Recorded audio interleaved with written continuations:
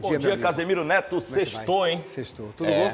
Véspera de 2 jogaços, hein? Amanhã tem Juventude Bahia lá no Alfredo Jaconi, às 7 horas da noite. E mais cedo, no Barradão, Vitória e Corinthians. Ambos, Bahia e Vitória, precisam vencer para consolidar seus objetivos no campeonato. Quem está mais complicado? Quem vai enfrentar mais dificuldades? Você acha? Rapaz, o Juventude está na zona do rebaixamento. Embora o Bahia não tenha um bom retrospecto jogando lá no Sul, a gente vai falar disso, não vence o Juventude desde 2009 jogando lá no Alfredo Jaconi, são 15 anos.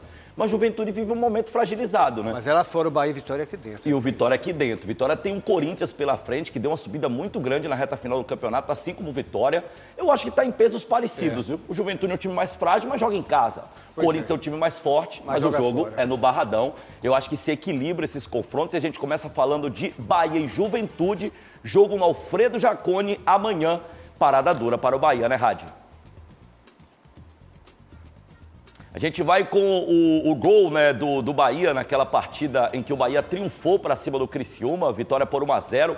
Esse gol do Cauli, né, cruzamento da direita, foi a última vez que o Bahia venceu no Campeonato Brasileiro da Série A. Essa partida aí no dia 29 de setembro, né? Então a gente já tem mais de um mês que o Bahia não sabe o que é triunfar e esse triunfo foi dentro de casa, né? Porque fora de casa são quase 4 meses. O Bahia não vence longe de Salvador desde o dia 10 de julho, quando bateu a equipe do Atlético Paranaense naquela oportunidade lá na Liga Arena pelo placar de 3-1. Então, depois de amanhã, né, no domingo, né, que será dia 10 de novembro, fará 4 meses que o Bahia não sabe o que é vencer fora de casa. Então o Tricolor precisa vencer essa partida, né? Até para se recuperar dentro do Campeonato Brasileiro. Repito, só venceu o Juventude lá em 2009. Foi a única vez que o Bahia venceu o Juventude jogando lá no Alfredo Jaconi. Poxa. O retrospecto lá é bem quebrar complicado. esse tabu, essa mandinga aí. E pela Série A jamais venceu, viu? Essa partida foi pela Série B. Eu estava lá em 2009, o gol do Jael. O Bahia estava indo para a Série C. Fiquei mais preocupado ainda agora. O retrospecto jogando lá no Alfredo Jaconi não é bom,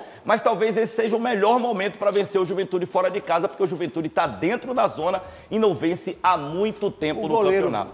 Trocou já o goleiro? Não, o Marcos Felipe vai pro jogo. A tendência é que ele continue, né? Como a gente disse, tem um certo crédito, o Rogério... Porque a gente até comentou ontem, tudo fica... A culpa que sempre recai no goleiro, né? Mas os atacantes, zagueiros, perderam vários gols também, né? Vamos saber o que o Caio Leone falou sobre esse confronto importante do Bahia fora de casa pelo Campeonato Brasileiro, né, Caio? O Juventude, que tem a pior defesa da competição, com 51 gols sofridos, espera o Bahia em Caxias do Sul, no Alfredo Jaconi, pela 33ª rodada do Campeonato Brasileiro. O tricolor baiano busca dar uma resposta rápida ao seu torcedor. O último resultado positivo longe de Salvador foi em agosto, contra o Grêmio, pela 25ª rodada, onde venceu por 2-0.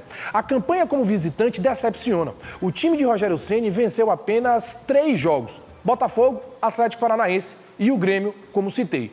O Juventude, dirigido por Fábio Matias, o terceiro técnico na temporada, assim como o Bahia, vem de uma derrota dolorida. Perdeu por 3-0 contra o Fortaleza e ocupa a 18ª colocação com 34 pontos e apenas 8 vitórias no certame.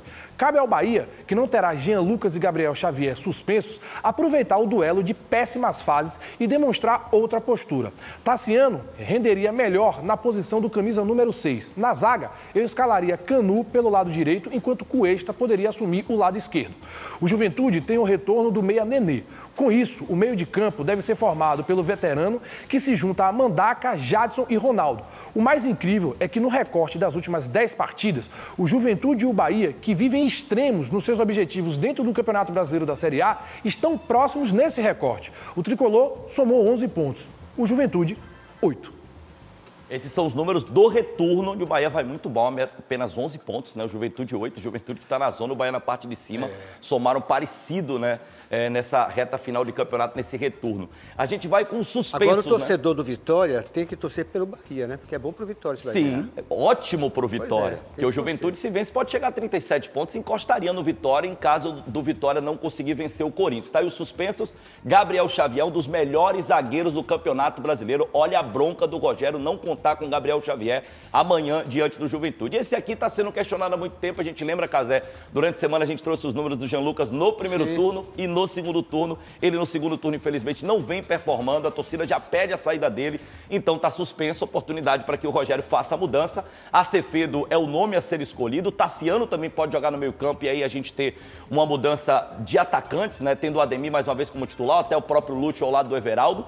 E na zaga, quem entra lá no lugar de Gabriel Xavier? Pode dar Vitor Cuesta, né? Vitor Cuesta era o preferido do Rogério. Aliás, essa dupla seria a dupla titular, mas o Gabriel Xavier conseguiu tomar essa posição de titular na zaga tricolor. Mas agora, com a suspensão do Gabriel, é possível que ele retorne com a dupla, que era a ideia inicial do Rogério no início do Campeonato Brasileiro. Marcos Felipe no gol, Santiago Arias, Vitor Cuesta, Canu e Juba. Meio campo com Caio Alexandre, Acevedo aí no lugar do Jean Lucas, Everton Ribeiro e Cauli. E no ataque, Lúcio ou Tassiano que está voltando de suspensão, e Everaldo, né? Então, por isso que a gente imagina também a possibilidade do Tassiano jogar no meio-campo e o Acevedo acabar ficando de fora. O Rogério tem essas possibilidades para esse jogo importante contra o Juventude. Olha o retrospecto de Bahia e Juventude. De uma maneira geral, 17 jogos, né? Em 5 oportunidades o Juventude ganhou, em 5 oportunidades o Bahia ganhou com 7 empates. Mas esses são números gerais. Quando a gente vai para o Alfredo Jaconi, casa do Juventude, são 5 vitórias do Juventude e apenas 1 vitória do Bahia. E essa vitória foi lá em 2009, como eu lembrava, há 15 anos. Aí o bicho pega.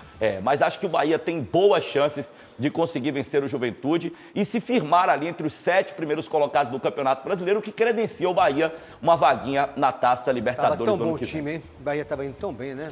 Tava indo muito bem. E tem outro tabu, né, que eu falei agora há pouco, são quase 4 meses sem vencer fora de Salvador, né? Aquela vitória sobre o Atlético Paranaense lá no dia 10 de julho. Cadê a madeira para bater aqui? Pelo amor de Deus. O Dodô bate madeira aí, ó. Amanhã vai dar certo, sou mais o Bahia, pra cima do Juventude.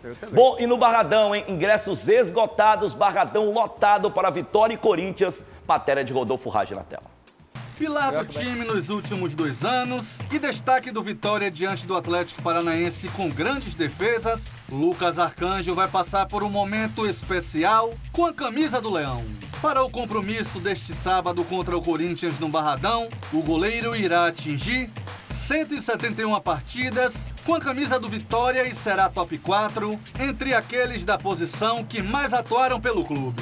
Arcanjo vai superar ninguém menos que é o colombiano Viáfara, que jogou 170 vezes. Borges, que atuou entre os anos de 82 e 95, lidera a lista. Para mim é muito importante essa marca, por ter vindo da base. Então é uma história que está continuando aqui no Vitória, que pretendo que vá por muitos anos ainda. Nessa Série A, Lucas Arcanjo atuou em 31 dos 32 jogos do time e vive a expectativa de vencer a 4ª seguida na competição. Cada jogo para a gente é um final. A gente primeiro quer o objetivo maior, que é permanecer na Série A, e depois a gente vai ver o que vai acontecer. Em relação à equipe que enfrenta o Timão, a grande novidade será o retorno do lateral esquerdo PK, recuperado de lesão no lugar de Lucas Esteves, que está suspenso pelo 3º cartão amarelo. Quem também está liberado para assumir a titularidade é o atacante Gustavo Mosquito. E aí, será que o Gustavo Mosquito volta para o time do Vitória? Atacante que era titular até ficar de fora da última partida, né? E tá fazendo falta, você acha? Acho que faz o Mosquito, né? Um jogador, uma ótima opção. Pode até ser que não seja titular, mas ele é uma ótima opção para que o Thiago Carpini tenha repertório para enfrentar o Corinthians. Só que ele tem 2 baixas importantes. O Willian Oliveira, que é um jogador muito utilizado, inclusive em números, é um dos principais jogadores do Vitória, embora não seja titular absoluto. Mas o Lucas Esteves, né? Titular absoluto da lateral esquerda. PK pode ir para o jogo. Caio Leone tem uma preocupação sobre essa escalação do Vitória e falou também sobre os desfalques e os destaques do time corintiano. A equipe comandada por Carpini não poderá contar com Lucas Esteves e Willian Oliveira, suspensos pelo 3º cartão amarelo. Patrick Calmon, lateral esquerdo, recuperado, pode entrar na equipe. No meio de campo, Felipe Machado deve ser o escolhido. Quem retorna é o Gustavo Mosquito. Já o Corinthians tem baixas por suspensões e lesões no sistema defensivo. Os zagueiros Kaká e André Ramalho estão lesionados. Os laterais Mateuzinho e Hugo estão suspensos. Pelos desfalques, o técnico Ramon Dias deve mudar o sistema tático da equipe. Ao invés de 3 zagueiros, ele deve utilizar Fagner, Gustavo Henrique, Félix Torres e Matheus Bidu. O rubro-negro se encontrou após vencer 3 partidas consecutivas. Alejandro é o grande destaque. Nos últimos 11 jogos, ele concedeu 2 assistências e marcou 6 gols. Do lado do clube paulista, Rodrigo Garro é o terceiro melhor assistente da competição, com 6 passes para gol. E o terceiro jogador com mais passes decisivos no Brasileirão. São 2,6 por partida. As duas equipes têm campanhas semelhantes no recorte das últimas 5 partidas que disputaram. São 3 vitórias, 1 empate e uma única derrota para ambos os lados. A pontuação também é a mesma. Os dois possuem 38 pontos, mas o Alvinegro Paulista é o 4º pior visitante. Cabe ao Leão a soberania dentro do Barradão.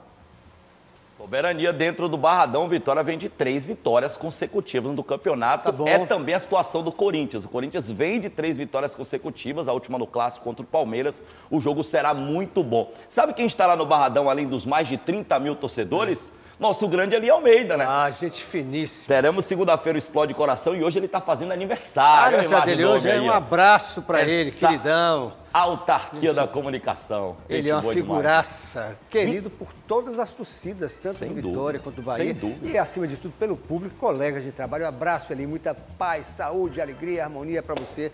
Você é o cara do bem, viu? Gosto muito de você. Demais. Parabéns ao grande Eli Almeida. Esse quadro, né, que mudou, assim, a história do pós-jogo dos nossos jogos aqui em Salvador. 25 anos, viu? Explode Coração, 25 anos. Uma das grandes atrações do esporte aqui da Aratu. Há muito tempo. O capacete dele todo barreado. Antes não tinha esses preguinhos, não. Ele tomou tanto tapa na cabeça que ele colocou. Abraço pra ele. Bom, ele está lá no Barradão e a gente imagina a escalação do Vitória para esse jogaço contra o Corinthians no Barradão. Lucas Arcanjo no gol, Raul Cáceres, Wagner Leonardo e Neres. A lateral esquerda com o PK. Lucas Esteves está suspenso, mas que bom que o PK se recuperou. Eram 2 meses de fora do time e está de volta justamente quando se mais precisa dele, já que o titular Lucas Esteves está fora do jogo. Meio campo com o Ricardo Hiller, né? O William Oliveira tá fora, Felipe Machado, o Gustavo Mosquito voltando, né? O ataque do time do Vitória, ainda com Mateuzinho, Everaldo e Alejandro.